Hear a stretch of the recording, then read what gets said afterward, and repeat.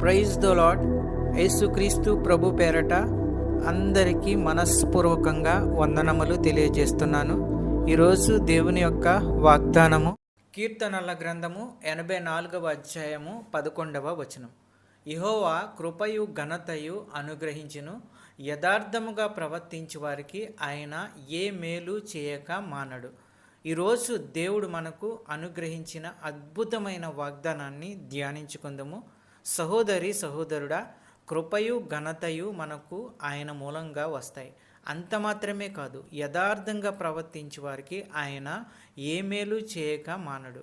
నిజమే ప్రియులారా, యథార్థంగా మనం జీవించినప్పుడు, దేవుని దృష్టికి యథార్థంగా మనం ఉన్నప్పుడు మన జీవితాల్లో మేలు కలుగజేసే దేవుడు. దేవుని యందు భయభక్తులు కలిగి ప్రతి విషయంలో యథార్థంగా జీవించినట్లయితే, దేవుని దృష్టిలో యథార్థమైన జీవితం మీరు కొనసాగించినట్లయితే దేవుడు ఏ మేలు చేయక మానడు. యోసేపు జీవితంలో మనం చూసినట్లయితే, యోసేపు పాపం చేసినా కానీ ఎవ్వరు చూడరు. కానీ యోసేపు ఉద్దేశం, నా దేవుని ఎదుట దోషిగా నిలబడకూడదని యోసేపు యొక్క ఉద్దేశం. అందుకనే దేవుని ఎదుట పవిత్రంగా భయభక్తులతో జీవించాడు. అందుకనే దేవుడు యోసేపునకు ఏ మేలు చేయక మానలేదు. యథార్థంగా ఉన్నాడు కాబట్టి యోసేపుని దేవుడు మేలు చేసి రక్షించాడు. ఐగుప్తు దేశంలో ప్రధానమంత్రిగా మార్చబడ్డాడు. మనం కూడా ప్రభు దృష్టికి యథార్థంగా జీవించినట్లయితే ఆయన మన జీవితంలో ఎన్నో మేళ్లు చేస్తాడు. సహోదరి సహోదరుడా, యెహోవా కృపయు ఘనతయు అనుగ్రహించువాడు. మనం యథార్థంగా జీవించినట్లయితే ఆయన యొక్క కృప మనకు అనుగ్రహిస్తాడు. అంత మాత్రమే కాదు, ఘనత కూడా అనుగ్రహిస్తాడు. మనల్ని గొప్పవారిగా చేస్తాడు. దేవుని యందు భయభక్తులు కలిగి జీవించినట్లయితే నీవు ఆశీర్వదింపబడతావు.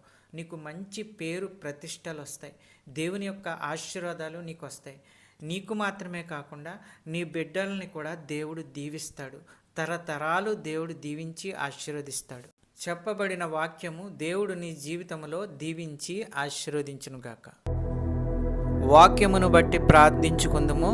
పరిశుద్ధుడు పరిశుద్ధుడు అని వేలాది దూతల చేత కొనియాడబడుచున్న దేవా, ప్రేమాస్వరూపి, నీకు వేలాది స్తోత్రాలు, వందనములు తెలియజేస్తున్నాము. మా జీవితంలో మేలు చేసి కృపయు ఘనతయు అనుగ్రహించు దేవా, నీకు వేలాది స్తోత్రములు చెల్లించుకుంటున్నాము. మీ యొక్క వాగ్దానాల ద్వారా మాతో ప్రతిరోజు మాట్లాడుచున్న అమూల్యమైన మాటలను బట్టి, ఆదరణ మాటలను బట్టి వందనములు తెలియజేస్తున్నాము. ఎందరైతే బిడ్డలు ఏ సమస్యల్లో ఉన్నారో, ఇరుకుల్లో ఉన్నారో, ఇబ్బందుల్లో ఉన్నారో, మీరే వారి సమస్యల నుండి విడుదల దయచేయండి. వారి యొక్క ప్రతి అవసరతను తీర్చండి. నీ కృపచేత ప్రతి ఒక్కరిని ఆశీర్వదించండి. నమ్ముతుండగా, విశ్వసిస్తుండగా అద్భుత కార్యాలు, ఆశ్చర్య కార్యాలు చేయండి. ఆర్థిక సమస్యల నుంచి విడుదల దయచేయండి. చిన్న బిడ్డల గురించి ప్రార్థించుచున్నాము. వారు స్కూల్కి వెళ్తున్నప్పుడు, వస్తున్నప్పుడు తండ్రి మీ దయాహస్తములతో వారిని కాపాడండి. మంచి క్రమశిక్షణ, చదువు, ఆరోగ్యము వారికి అనుగ్రహించండి. కాలేజీకి వెళ్ళే బిడ్డల గురించి ప్రార్థించుచున్నాము. మంచి క్రమశిక్షణ, చదువు, ఆరోగ్యము వారికి అనుగ్రహించండి. జాబు ప్రయత్నంలో ఉన్న వారి గురించి ప్రార్థించుచున్నాము. మంచి ఉద్యోగము వారికి అనుగ్రహించండి. సంతానము లేని వారి గురించి ప్రార్థించుచున్నాము. ఆ కుటుంబంలో బిడ్డలను అనుగ్రహించండి. సంతానము అనుగ్రహించండి. అద్భుత కార్యాలు, ఆశ్చర్య కార్యాలు చేయండి. అనారోగ్యంతో ఉన్న వారి గురించి ప్రార్థించుచున్నాము. వారికి ఉన్న ప్రతి అనారోగ్యాన్ని తీసివేయండి, బాగు చేయండి. మంచి ఆరోగ్యము కలిగించండి. ప్రతి విధమైన వ్యాధులు స్వస్థపరచండి. మంచి ఆరోగ్యము అనుగ్రహించి కుటుంబాలని కాపాడండి. ఈ వాక్యం చూస్తున్న బిడ్డలందరినీ ఆశీర్వదించండి. ఈ యొక్క ప్రార్థనలో ఏకీభవించిన బిడ్డలందరినీ ఆశీర్వదించండి. కుటుంబాలను ఆశీర్వదించండి, కాపాడండి. శాంతి, సమాధానము, నెమ్మది అనుగ్రహించి అన్నిటిలో విజయము దయచేయండి. ప్రతి కుటుంబంలో ఉన్న వారి యొక్క అవసరతలను తీర్చండి. పెద్దవారిని, చిన్నవారిని ఆశీర్వదించండి, కాపాడండి, దీవించండి.